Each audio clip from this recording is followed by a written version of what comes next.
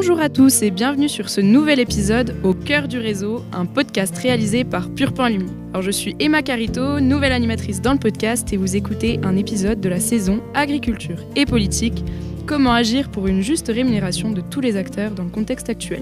En effet, aujourd'hui, l'agriculture, elle traverse une période de profonde tension. On a des coûts de production qui sont en hausse, des marchés mondiaux qui sont instables et une transition écologique en plus exigeante. Dans ce contexte, on a finalement une fracture qui se creuse de plus en plus entre les différents acteurs de la chaîne alimentaire, de la fourche à la fourchette. On a d'un côté des agriculteurs qui peinent souvent à être justement rémunérés, tandis qu'on a le consommateur de l'autre qui s'interroge toujours sur le prix réel de son alimentation. Alors comment est-ce qu'on bâtit finalement des ponts entre ces deux mondes et on assure un revenu vraiment digne pour celles et ceux qui nous nourrissent?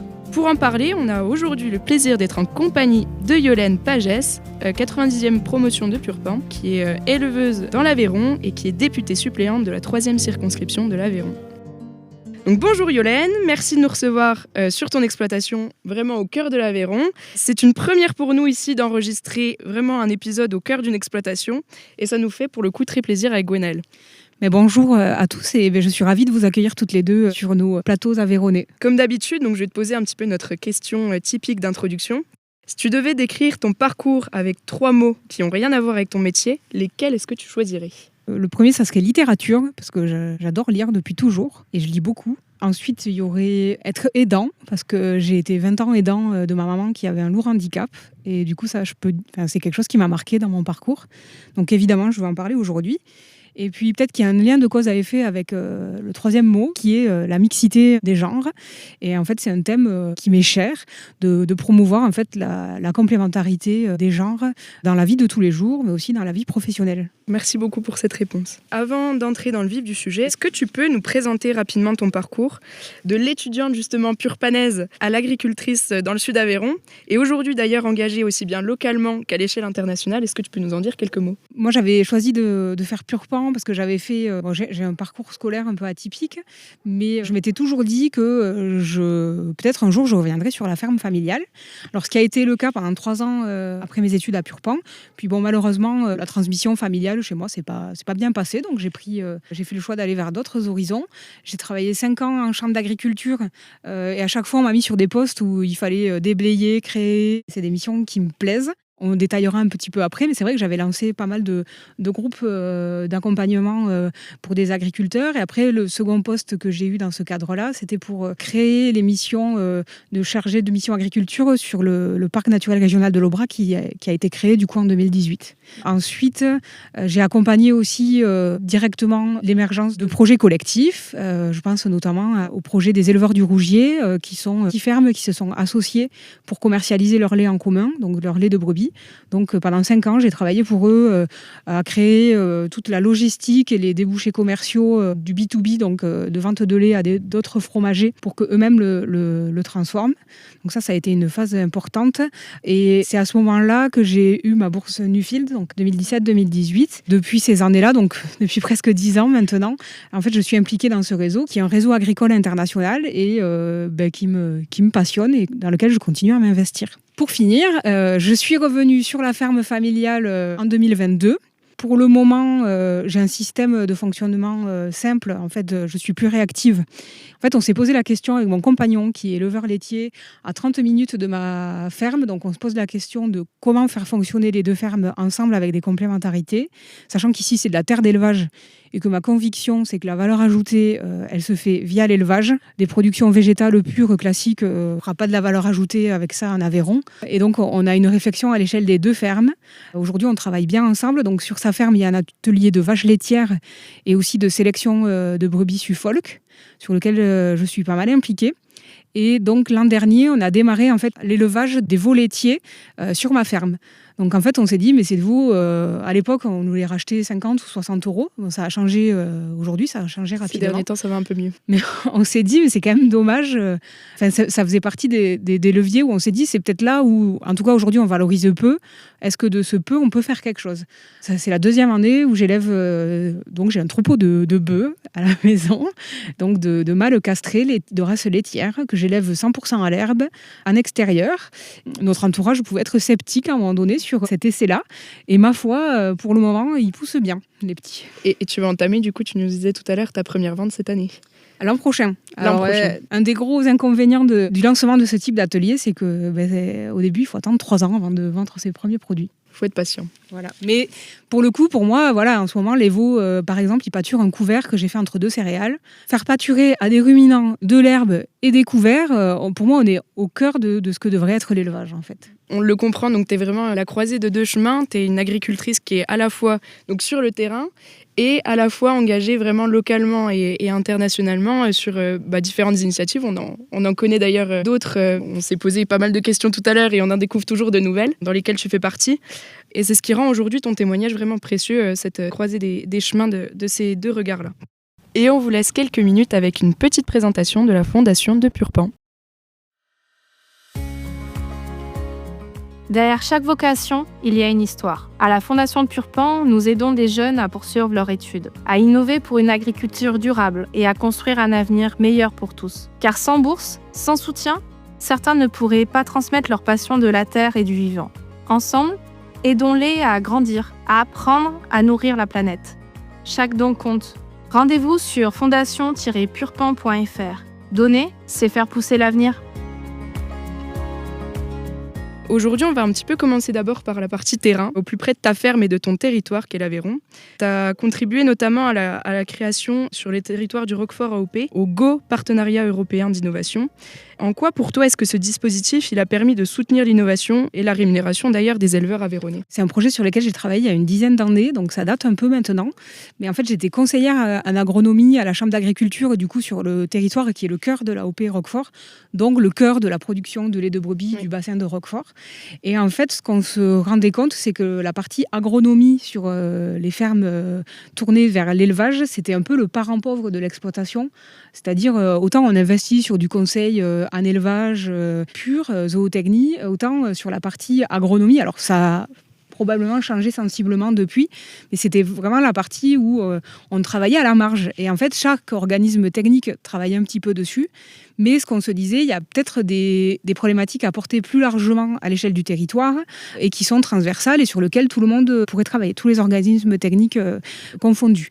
Et donc la première problématique, c'est l'autonomie fourragère. Et quand on parle rémunération des agriculteurs, il y a un lien direct entre l'autonomie fourragère, ou en tout cas une autonomie maîtrisée de la production de fourrage sur une ferme, et la rémunération que l'agriculteur peut avoir. Enfin, en tout cas, en brebis laitières, le système il est basé sur on donne à manger aux bêtes le foin ou l'herbe qu'on produit sur la ferme. Diminuer ses charges. Oui, donc la réflexion a commencé comme ça, sachant que le territoire du Sud Aveyron, alors principalement c'est le Rougier de Camarès, là on parle du Rougier de Camarès et du Larzac, c'est quand même des zones qui sont fortement exposées au changement climatique, au dérèglement climatique. Et donc on peut aller sur des années, d'une année sur l'autre, la production fourragère, elle peut varier de 1 à 4. Les épisodes de sécheresse, en fait, la fréquence, l'occurrence revient de plus en plus rapidement. Donc, moi, en tant qu'agronome sur ce territoire, pour moi, c'était primordial de travailler sur ça, donc avec la corrélation directe avec la rémunération.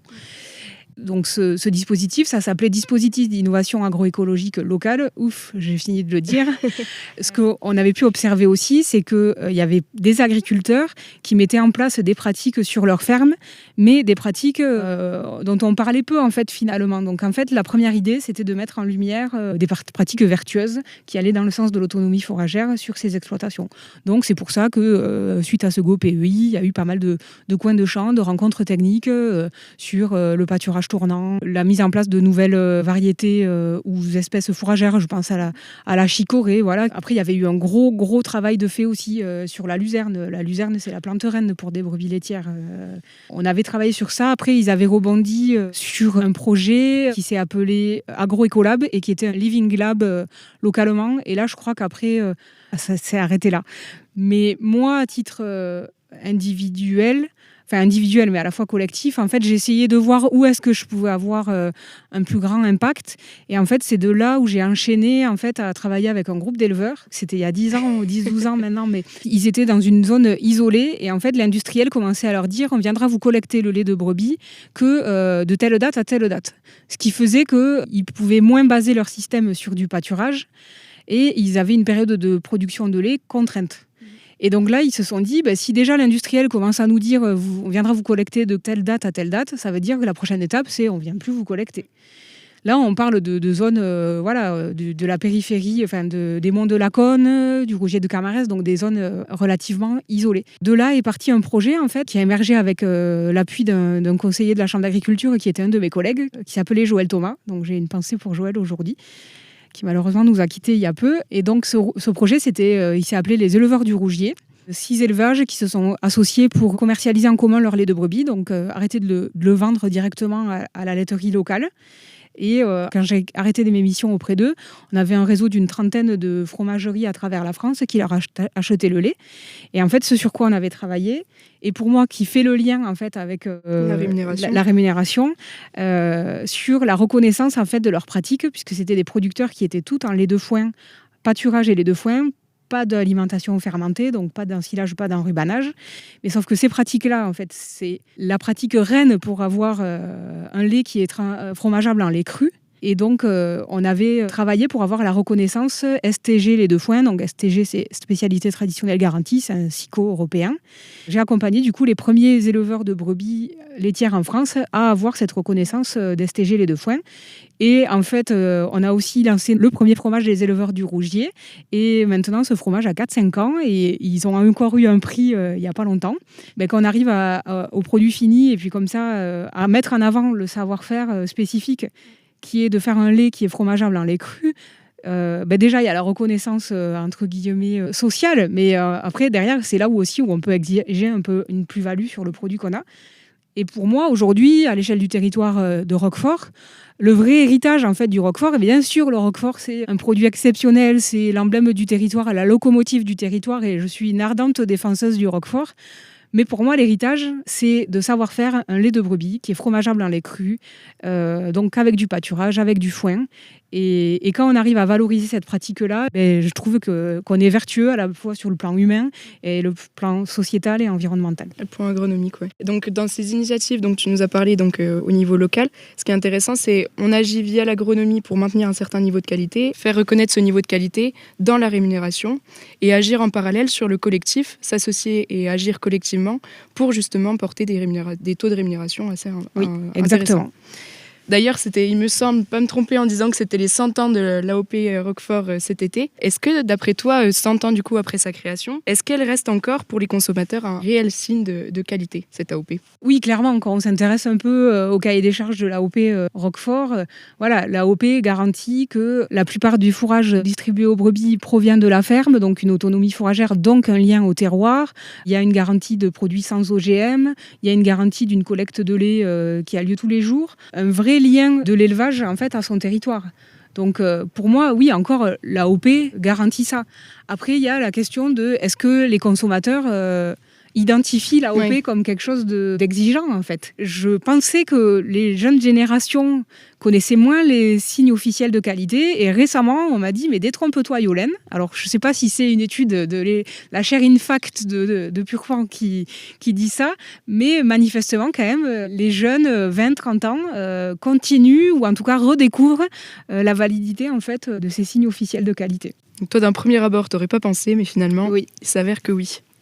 Bon, si on prend un petit peu de hauteur maintenant et qu'on part d'un point de vue départemental maintenant, tu as également contribué du coup à l'émergence du PAT, donc du projet alimentaire territorial de l'Aubrac, tu l'as cité dans tes précédentes expériences. D'après toi justement, et c'est tout l'objet du département, comment est-ce qu'un PAT et quel rôle joue un PAT dans la reconnaissance et la rémunération du travail des exploitants agricoles ?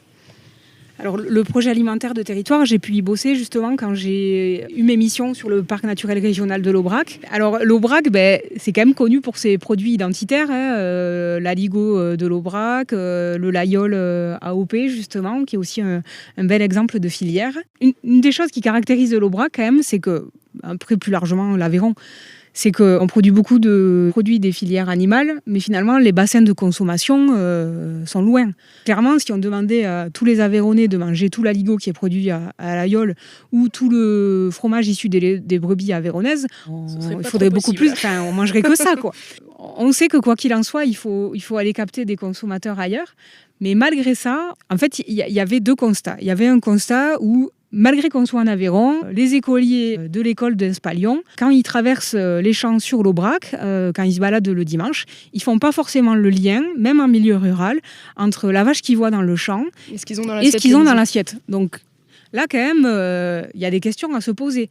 On parlait de renforcer le lien avec le consommateur. Déjà, à l'échelle locale, il faut réussir ça, quoi. Il faut réussir à ce que les écoliers de milieu rural, il n'y a plus aucun doute, quoi. Ils savent que le steak qu'ils ont dans l'assiette, c'est les vaches qu'ils voient qui pâturent dans les champs. L'aligot qu'ils ont dans l'assiette ou les frites, les patates, ils savent que ça vient de pommes de terre, quoi. Ce dont on parlait en introduction, c'est vraiment faire ce lien entre les différents acteurs de la filière, tant sur la partie consommateur que la partie des personnes qui produisent cette alimentation. Et après, il y avait une autre chose qui m'avait interpellée, qui en tout cas, moi, a guidé ma réflexion. Notamment, j'avais assisté au début des années 2010 à une conférence qui a été organisée par le CIRAD à Montpellier. C'était la conférence Living Territories. En fait, j'avais été fortement touchée par l'intervention d'un économiste qui disait que, en fait, les facteurs de croissance dans les décennies à venir n'allait pas tant venir d'une mondialisation encore accrue des marchés, mais qu'en tout cas, il y avait une place, un interstice pour recréer de la valeur ajoutée sur les marchés régionaux. C'est vraiment une réflexion qui m'habite, parce que c'est vrai que quand on produit, on vend des fois loin, mais des fois, il y a un chaînon de valeur à recréer localement. Oui. Bon, peut-être qu'on ne pourra pas nourrir nos écoliers avec la côte de bœuf premium au Aubrac tous les jours, parce que bon, là, le prix de la cantine augmenterait sensiblement. Mais peut-être qu'il y a des manières de s'organiser pour que quand même, je sais pas, les bas morceaux soient cuisinés, que l'adobe vienne finalement quand même d'à côté, et qu'une fois dans l'année, au moins, les écoliers soient allés voir une ferme et fait ce lien-là. Et du coup, dans ce PST, c'est ce que vous avez mis en place à ce moment-là ou On avait initié un petit peu, oui, avec Bœuf Fermier Aubrac, cette réflexion. Et puis ensuite, parce que le monsieur de la DRAF m'avait dit, c'est bien, Madame Pagès, de vouloir faire manger de la viande, même de la viande à base d'herbe, donc de la viande presque végane, puisqu'elle est produite à base d'herbe, à des écoliers. Mais à un moment donné, il faudra qu'ils mangent des légumes avec leur viande. On avait aussi évoqué cette problématique de quand même arriver à produire localement des légumes. Et au final, il y a aussi quand même des complémentarités à l'échelle du micro-territoire. L'Aubrac, c'est le plateau, mais tout autour, il y a la vallée du Lot, où il y a de la vigne, et donc un climat quand même beaucoup plus clément. Et donc, il y a des initiatives vertueuses sur l'Aubrac. Je sais que, par exemple, à la cantine de Sainte-Geneviève, en Aubrac, il y avait un cuisinier qui cherchait un maximum à s'approvisionner localement. Donc, c'était pour voir comment dupliquer cette expérience-là. Et puis, comment faire des ponts entre les maraîchers locaux, que ça puisse aller approvisionner les cantines, quoi. Alors, je crois que depuis, l'initiative a abouti aussi sur le lancement d'une pomme de terre qui s'appelle la pépite de l'Aubrac. C'est une pomme de terre dont peuvent s'alimenter les restaurateurs de l'Aubrac pour faire un aligot 100% local. Voilà. C'est chouette, du coup, des dispositifs comme un PAT peuvent clairement recréer justement des dynamiques plus locales et faire ce lien, du coup, ce qu'on disait tout à l'heure, entre les consommateurs et les agriculteurs. Maintenant, si on prend encore un petit peu plus de hauteur et qu'on passe à l'échelle européenne et internationale. Je sais que tu as participé à plusieurs comités pour la sécurité alimentaire à la FAO de Rome. Quelles leçons est-ce que tu as pu tirer justement de ces échanges sur la rémunération des agriculteurs à l'échelle peut-être mondiale ? La première fois que j'ai participé à une de ces rencontres, en fait, je pense que c'était en 2018. Et je sais qu'il y avait un élément fort qui m'avait marqué, c'était en fait tous les ans ou tous les 2 ans, la FAO publie en fait les chiffres de la faim dans le monde. En fait, le constat, hélas, il n'a pas changé, voire il s'est aggravé. 1/3 de la population dans le monde souffre de malnutrition ou de sous-nutrition, pendant qu'à peu près 1/3 de la population souffre d'obésité et de sur- ou malnutrition, mais dans l'autre sens. Et que dans le même temps, on jette où il y a 1/3 de l'alimentation qui n'est pas consommable, enfin en tout cas qui est jetée avant de pouvoir être mangée. Voilà, c'est quelque chose, moi je ne peux pas me résoudre à ce constat-là, quoi.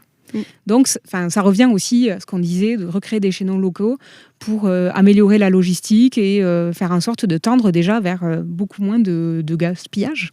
Sur la partie peut-être un peu plus Union européenne, on sait que l'Union européenne, et ça a fait pas mal de débats d'ailleurs, s'est engagée dans des accords commerciaux, comme typiquement le Mercosur. Selon toi, est-ce que ces accords-là, ils protègent ou ils menacent justement la rémunération de l'ensemble des producteurs européens ? Alors, ce qu'il ne faut pas oublier quand on aborde ces sujets-là de libre-échange, c'est que, OK, on importe, Et je pense que le consommateur européen n'est pas prêt à manger moins de bananes ou moins de cacao ou moins de café. Mais aussi, on exporte. On exporte et du coup, il faut aussi qu'on ait des accords pour pouvoir exporter ce qu'on exporte. On parlait du Roquefort. Le Roquefort, c'est à peu près 30% des volumes de Roquefort qui exportent. Et d'ailleurs, au passage, le Roquefort, ça a été une filière qui s'est de tout temps organisée comme une filière au minimum à l'échelle nationale, voire à l'export. Enfin, c'est la structure même de la filière. Voilà. Enfin, moi, ça, c'est un préalable. Pour moi, il faut quand même être vigilant quand on parle de ça. Après, bien sûr qu'on voit que le libre-échange tel qu'il est fait et tel qu'il s'amplifie sur les dernières décennies, ça pose quand même la question de ce qu'on demande à notre agriculture, quoi. Produire à bas coût, quand on a les normes environnementales et les normes sociales qu'on a en France et en Europe, à un moment donné, on est pris entre deux étaux. Donc, à un moment donné, aussi, ce que l'agriculteur a besoin, c'est que le politique, en fait, il trace une feuille de route. Et là, je trouve qu'on a du mal à la voir, cette feuille de route. Et je dirais que du coup, dans ce contexte-là, oui, les accords comme le Mercosur peuvent être une menace. Après, voilà, il faut aussi avoir en tête qu'il y a quand même des quotas sur les importations, que bien sûr, il faudrait renforcer les clauses miroirs, car aujourd'hui, peut-être que pas assez de moyens sont alloués sur les clauses miroirs. Donc, les clauses miroirs, ça serait de vérifier que ce qui est importé réponde aux normes à minima de ce qu'on produit en Europe. Ça, c'est sûr qu'il y a un énorme travail à faire sur le respect des clauses miroirs. C'est un système qui existe déjà, mais qui n'est pas trop exploité. Il faudrait peut-être mettre plus de moyens de contrôle, des amendes plus dissuasives. Il y a aussi je ne sais pas si j'ai pas la réponse, mais cette semaine là, j'ai entendu des chiffres. Si on prend par exemple la filière poulet. Le poulet, a priori, en France, on a tout ce qu'il faut pour le produire. Parce que d'ailleurs, pendant des années, on a exporté énormément de poulets. Oui. Parce qu'on a un climat qui est favorable, parce qu'on produit des céréales dont les poulets se nourrissent. Enfin, c'est des monogastriques, donc l'efficacité alimentaire, elle est intéressante. Enfin, voilà, on a tout pour faire du poulet. Et bien, depuis 10 ans, la consommation a augmenté de 30% en France de poulet. Et la production nationale a baissé de 20%. Je sais pas, moi, ça... Après... Mais bon, là, il faut se méfier. Je ne pense pas que ce soit la solution. Je pense que la solution, ça serait de produire déjà ce qu'on consomme là. Mais c'est qu'en fait, ce qui est importé, c'est des poulets qui répondent à une demande industrielle, en fait, notamment dans les plats cuisinés. Oui. Et que nous, les filières en France, en fait, on sait peut-être moins faire ce poulet-là, ou en tout cas, on ne peut pas le faire à ce prix-là, quoi. Et pour moi, ça résonne aussi avec notre slogan qu'on entend souvent en ce moment. Alors, il y a une branche de supermarché, je ne citerai pas le nom, mais qui dit si vous aussi, vous pensez que le quotidien, c'est surcoté, arrêtez d'acheter vos produits chers. Mais alors là, ce type de... Enfin, il faut arrêter de jouer sur ça. Bien sûr que le quotidien, il vaut le coup. Et... Enfin, je ne sais pas, si on se respecte un peu, ça vaut le coup de s'acheter de la nourriture de qualité.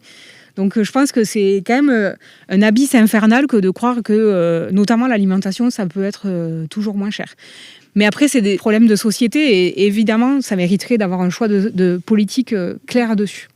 Oui, donc en fait, on a quelque chose du côté aussi du consommateur, peut-être une certaine pédagogie à remettre au centre sur la place à accorder au panier d'alimentation des consommateurs, quoi.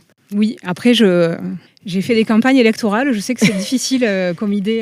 C'est pas très attrayant quand on va voir les électeurs de dire faut délier les cordons de la bourse pour l'alimentation si vous voulez quelque chose. De toute façon, ça sera soit des aides publiques, soit via la PAC ou peut-être aussi via une meilleure politique alimentaire. Je crois que de ce côté-là, ça serait bon d'aller voir aux États-Unis, puisque ça permet vraiment de soutenir les producteurs américains. D'ailleurs, bonne transition par rapport à la PAC. Justement, est-ce que pour toi, elle apporte, cette PAC, cette politique agricole commune, des réponses par rapport à la place accordée à la rémunération des agriculteurs ? Est-ce qu'il y a des initiatives ou des leviers à mettre en place par rapport à cette politique pour aller dans ce sens-là de meilleure rémunération et juste prix pour l'agriculteur ? Il faudrait regarder les objectifs originels de la PAC.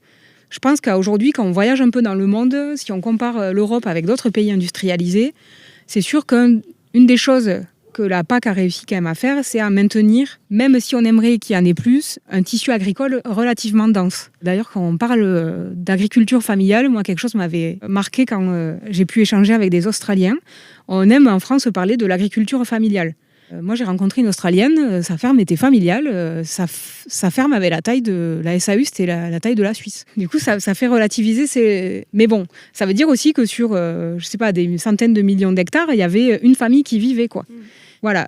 Même si c'est imparfait, aujourd'hui, déjà, quand même, malgré tout, si on compare à l'échelle internationale, la PAC a permis de ralentir l'hémorragie agricole. Après, si on prend des dogmes ultra-libéraux, il faudrait arrêter toute aide directe. Et donc là, on peut regarder des pays comme à nouveau l'Australie, où là, il n'y a pas d'aide directe. Par contre, c'est des fermes à taille immense. Je crois que nous, sociétalement, on n'est pas prêt à ça. On n'est pas prêt à avoir des villages vides. Pour nous, c'est important de maintenir ça. Moi, souvent, quand il y a des gens qui viennent me voir en Aveyron, ils me disent « Ah ouais, mais quand même, vous avez du mérite de tirer une production agricole des terres que vous avez, quand même, parce que c'est pas sensationnel d'un point de vue agronomique. » Donc moi, ce que je pense, c'est que c'est pas satisfaisant, mais qu'aujourd'hui, la PAC a quand même permis ça. Et notamment dans des territoires d'élevage comme l'Aveyron, il n'y aurait pas l'ICHN, donc l'indemnité compensatrice de handicap naturel. Mais ce que je pense, quand même, le fait d'être plus nombreux pour faire le boulot sur les fermes, ça fait qu'on peut plus facilement s'engager dans des démarches agroécologiques. Et du coup, je pense que les aides de la PAC devraient être encore plus liées au nombre d'actifs sur les fermes. Des aides agroécologiques, et comme tu parlais tout à l'heure, et que ça contribue également à faire du collectif et à réunir justement les agriculteurs pour recréer des initiatives locales. Et aussi, il y aurait un autre pan, je pense, où il y aurait des possibilités d'amélioration, parce que j'avais travaillé sur ça pendant ma bourse Nuffield, c'est sur les paiements pour services environnementaux. Les PSE. Les PSE, je pense qu'on pourrait utiliser un peu plus ce dispositif-là pour aller drainer des fonds privés, plutôt que de toujours baser la politique sur des fonds publics. Pour finir sur la PAC, il faut avoir en ligne de mire qu'en 2027, c'est la nouvelle programmation de la PAC, et que là, il va falloir aller défendre le beefsteak pour déjà sanctuariser le budget de la PAC, parce qu'on le voit avec le contexte géopolitique international et la course à l'armement. Tendance à la baisse, oui. Il faut se dire qu'il ne peut pas y avoir de sécurité tout court s'il n'y a pas de sécurité alimentaire. Quand on a un potentiel de production comme on l'a en France, après se pose la question de la compétitivité, mais ça reste une arme. Même, je crois que des fois, il faudrait arriver à sortir du mécanisme purement économique. En fait, c'est là où vient l'action politique, où en fait, il faut absolument réussir à maintenir ce potentiel productif, quoi. Après, il en va, on le voit, la faim, c'est une arme en fait, dans les conflits. Pas de sécurité tout court s'il n'y a pas de sécurité alimentaire. Par rapport à la PAC, du coup, ce qu'on en retient, c'est de ne pas négliger le fait qu'elle a beaucoup apporté et elle a permis de maintenir des agriculteurs en place. Là où justement sur des modèles comme l'Australie ça n'aurait pas été possible, et à voir du coup avec la nouvelle programmation ce que ça va donner au niveau de la PAC 2020. Tu l'as dit en introduction, tu fais partie d'un réseau qui est assez chouette qui s'appelle Newfield. On va ouvrir justement cette fenêtre sur ton expérience un petit peu internationale, que d'ailleurs Newfield tu le diriges maintenant depuis 1 an. Tu as été toi-même lauréate en 2017, donc je pense que quand tu faisais référence à l'Australie c'était peut-être de ça que tu parlais. Qu'est-ce que ce réseau, justement, t'a appris sur les solutions possibles à la question du revenu agricole ? Et d'abord, peut-être, est-ce que tu peux rappeler aux personnes qui nous écoutent ce qu'est un petit peu cette initiative, le projet et l'ambition de cette bourse ? La bourse Newfield, en fait, c'est un réseau agricole international. Donc, quand on y rentre, on en fait partie pour toute la vie. Et on y rentre en proposant un sujet, en fait, que grâce à la bourse, on va aller explorer dans d'autres pays, donc rencontrer d'autres professionnels qui travaillent sur ces sujets-là à l'étranger. Moi, c'était sur la question de la valeur ajoutée, mais notamment en système d'élevage, il peut y avoir, aller voir comment les agriculteurs produisent de l'énergie dans d'autres pays. Là, on a eu un sujet il n'y a pas longtemps, c'était sur une agriculture sans énergie fossile, est-ce possible ? On a un sujet en ce moment qui est exploré sur la notion de l'eau en agriculture. Puis aussi, ça pourrait être explorer des nouvelles productions pour lancer en fait des nouvelles filières en France. On avait eu un sujet sur ça il y a quelques années sur le quinoa, sur la production d'insectes, sur le développement d'une filière thé en France. Donc voilà, il faut se dire quand on est passionné d'agriculture, qu'on soit agriculteur ou non, il faut avoir moins de 45 ans quand on sollicite la bourse. Et plus de 25 ans. Et plus de 25 ans, oui, on cherche des profils quand même qui ont une expérience professionnelle, qui soient intégrés professionnellement. Voilà, ça permet dans une carrière professionnelle alors je sais pas si c'est une pause parce que c'est quand même, la bourse elle dure 2 ans et c'est 2 ans intensifs, elle dure 2 ans en parallèle de la vie de famille et vie professionnelle, donc il faut faire ça en plus, c'est assez intense, mais ça permet de se ressourcer sur un sujet et puis de faire partie d'un réseau agricole à l'international, et ça c'est génial parce que peu importe les responsabilités que l'on a, mais sur un sujet donné, si on veut avoir un peu l'info à la source, là on prend l'annuaire Newfield, c'est presque aussi efficace que l'annuaire de Purpan, et on appelle et on a l'info à la source. Et du coup, par rapport à toi et ton expérience du coup sur la valeur ajoutée en élevage, qu'est-ce que tu avais pu voir durant ton expérience que tu avais dû faire du coup en 2 ans sur tes voyages, sur ce qui pouvait exister justement pour la juste rémunération des agris? Moi, pendant ma bourse Nuffield, j'ai pu aller au Brésil, où il y a eu la conférence de départ avec les 80 lauréats de 15 nationalités différentes un peu. Il faut s'imaginer, 80 personnes dans une salle de conférence pendant une semaine. Alors, on quitte des fois la salle de conférence, mais en fait, on a beau venir des 4 coins de la planète, en fait, dès qu'on met des passionnés d'agriculture en face, il y a plus de barrière de langue. On trouve de quoi communiquer. Donc ça, déjà, c'était génial. Sachant que là, moi, quand je leur parlais de lait de brebis, alors là, c'était complètement exotique. Moi, c'était ma réalité depuis toute petite. Et eux, lait de brebis, alors ils comprenaient au bout un petit peu, ah mais ok, tu traites les brebis en fait, t'as pas des vaches laitières, donc des dairy ou des sheep, donc des brebis allaitantes, tu traites les brebis, ok. Bon, depuis, le réseau a eu aussi d'autres productions de lait un peu atypiques avec des productions de lait de chameau, tout ça, donc moi j'avais un peu ouvert la voie, mais depuis c'est moins exotique.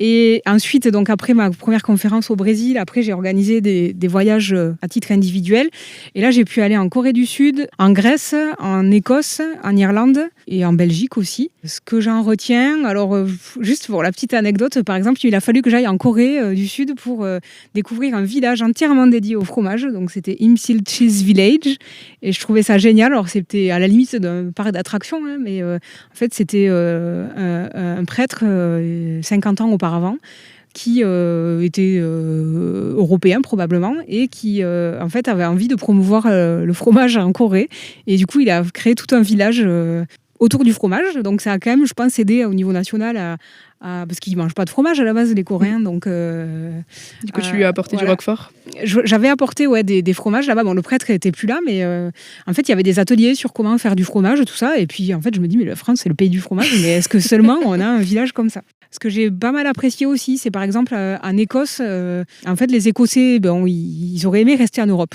Bon, à l'époque, moi, c'était avant le Brexit, quand j'y suis allée. Ils se sont quand même pas mal approprié le système de produits de qualité européen. Donc, ils ont quand même pas mal d'AOP, alors des STG aussi ou des IGP. Et là, notamment, j'avais vu l'IGP Quality Meat of Scotland. Et en fait, je trouvais ça pas mal à l'échelle du territoire de l'Écosse. En fait, ils promouvaient les viandes écossaises, que ce soit viande d'ovin, de bovin, de caprin. Mettez en avant l'origine. En mettant en avant l'origine et en ayant beaucoup plus de liens entre la production de viande et le tourisme sur le territoire. Et je trouvais que ces interactions-là étaient intéressantes. Après, il faut trouver l'échelle pertinente. Et c'est vrai que je trouve qu'en France, on a beaucoup de labels, mais peut-être à un moment donné, renforcer la promotion territoriale. Ce que fait un peu l'IRCALIM à l'échelle de l'Occitanie, mais je crois que malheureusement, ils n'ont pas leur budget qui augmente. La tendance est plutôt à la baisse. Et au final, je trouve que c'est la force quand même des signes officiels de qualité, c'est d'être ancré au territoire avec des filières, derrière des filières de valorisation, abattoirs, usines de transformation. Et je trouve que ça, c'est la richesse aussi qui inonde un territoire. Donc ça, c'était l'Écosse, pardon. Et après, j'avais vu une initiative intéressante. Du coup, c'était en Irlande. C'était sur un projet qui avait été pionnier en Europe au début des années 90. C'est dans le Buren, voilà. Et en fait, le Buren, c'est une zone où il y a, sur 1% de la SAU irlandaise, il y a 99% de la biodiversité endémique irlandaise. Et ils ont une pratique, c'est un territoire d'élevage avec beaucoup de pluriactivité parce que c'était resté des petites fermes et du coup des gens souvent pluriactifs. Ils ont certains endroits où ils amènent les vaches faire le winterage. Alors nous on a les transhumances d'été, eux c'est la transhumance d'hiver sur ces parcelles-là qui sont vraiment, la roche est à fleur de peau, à fleur de sol. C'est sur ces parcelles-là où il y a beaucoup de biodiversité. Et en fait, pendant les premières mesures environnementales de la PAC, ils avaient eu des fonds massifs pour dire aux agriculteurs, arrêtez d'aller pâturer ces zones-là. Sauf qu'en fait, ils se sont rendus compte 4-5 ans après qu'en évitant le pâturage, donc en subventionnant les agriculteurs pour limiter le pâturage sur ces surfaces-là, la biodiversité partait encore plus vite. Donc là, ils ont eu l'intelligence de se remettre en question. Et puis, il y a un chercheur qui s'était un peu approprié le sujet et puis finalement qui a fait sa vie là-bas. Il a dit non, mais en fait, il faut reprendre du départ et plutôt que nous, scientifiques, de dire aux agriculteurs il faut faire comme ça, il faut avoir une approche co-construite en fait dès le départ. Et dès le départ, il faut travailler avec des agriculteurs. Ils ont fait preuve d'humilité. Et ils ont revu en fait les cahiers des charges de ces aides agro-environnementales et finalement ils se sont dit en fait il faut que les vaches pâturent ces surfaces-là si on veut conserver la biodiversité. Du coup depuis ça avait été les premiers à expérimenter les paiements pour services environnementaux, ça c'était il y a une dizaine d'années. Et voilà, pour moi, c'était un bel exemple en fait de ce qu'on peut faire quand sur un territoire, on arrive à faire travailler les gens ensemble. C'est une affaire de rencontre, puis de confiance et puis d'humilité aussi. Maintenant, si on revient vraiment à ton parcours personnel et à la réalité du métier, avec ta double vision, je dirais, des deux côtés de la ferme, qui est vraiment très intéressante. Comment d'ailleurs cette diversité d'expériences, elle nourrit ta vision d'une agriculture mieux rémunérée et plus durable aujourd'hui ? Alors moi déjà, ces différentes expériences, ça m'a permis de prendre du recul sur le quotidien. D'ailleurs, je me sens un peu à contre-courant du climat actuel où j'ai l'impression qu'il faut être à l'outrance, il faut être dans l'extrême. Moi, je me retrouve pas du tout là-dedans. Que ce soit la formation à Purpan avec du général au particulier, tout le monde le sait. Et puis ce que j'ai pu voir dans mes expériences, notamment du field, ou de travailler avec plusieurs partenaires, en fait, c'est d'éviter de juger sans connaître, d'éviter de rester sur des a priori, donc de rentrer dans les dossiers, ce qui fait que ça demande des fois un peu de retenue et un peu de réflexion en fait avant de pouvoir s'exprimer sur un point. Mais pour moi, en fait, il n'y a pas de problème compliqué qui a une solution simple. Donc, il faut accepter d'avoir des points de vue équilibrés et qui aillent un peu dans le détail et pas se limiter aux apparences. Après, il y a une chose aussi que m'a appris pas mal Nuffield et que quand même, ça m'interroge aussi sur ma vie quotidienne en tant qu'agricultrice. Bon, forcément, Nuffield, c'est pas mal présent dans les pays anglo-saxons, donc ils ont quand même une vision beaucoup plus libérale que nous des choses, mais néanmoins, il y a des filières collectives. Encore récemment, on m'a cité l'exemple du Wool British Bureau. C'est les agriculteurs anglais, ils sont regroupés, du Royaume-Uni, sont regroupés dans une association collective pour valoriser en commun leur laine. Donc, malgré ce côté individuel, il y a plein aussi d'initiatives collectives. Mais quand même, moi, ce qui m'a plu, c'est le fait de se décomplexer. Oui, on est agriculteur, on est des entrepreneurs. Donc, c'est normal qu'on ait envie de tester quelque chose de nouveau sur sa ferme. C'est normal qu'on ait envie de tester des nouvelles pratiques ou des nouvelles productions. Et à un moment donné, il faut bien commencer quelque part. Donc, peut-être cette initiative, elle va commencer seule. Mais peut-être cette initiative, elle donnera lieu à une émergence d'un autre collectif. Il faut se dire que, OK, c'est une richesse, comme sur l'Aveyron, d'avoir beaucoup de filières, la Belle Rouge et tout ça, mais ils ont tous commencé à un endroit et à un moment donné où ils étaient tout petits. Et je trouvais que c'est cette créativité dont on a besoin aujourd'hui pour répondre aux défis de rémunération, d'adaptation aux dérèglements climatiques. En fait, on a besoin d'inventivité, de créativité, d'ouverture d'esprit. Et de patience, parce que ça peut être un processus long. Oui. Exactement. Merci pour ce mot-là. Merci beaucoup pour ce partage. Peut-être un mot de la fin. On n'en a pas forcément trop parlé, mais tu es aussi dans le réseau qui est Vox Déméter. Si tu veux en ajouter une petite phrase pour clôturer un petit peu ces débats-là et en dire quelques mots. Oui, donc Vox Déméter, c'est une association qui existe depuis quelques années maintenant à l'échelle nationale.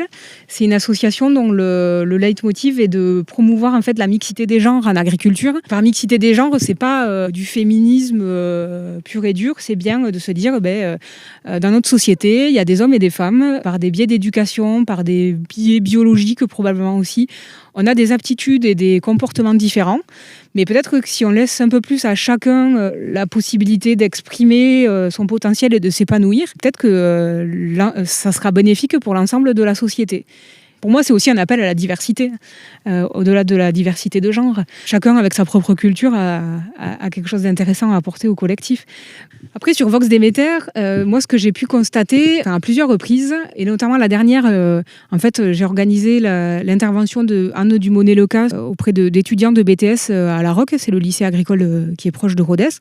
En fait, c'est que sur les sujets de la mixité, au départ, c'est un non-sujet. On se dit « Oh mais non, mais là, c'est une féministe qui n'ose pas dire qu'elle est féministe. » En fait, il n'y a pas de sujet. Maintenant, c'est bon, les femmes, elles sont intégrées.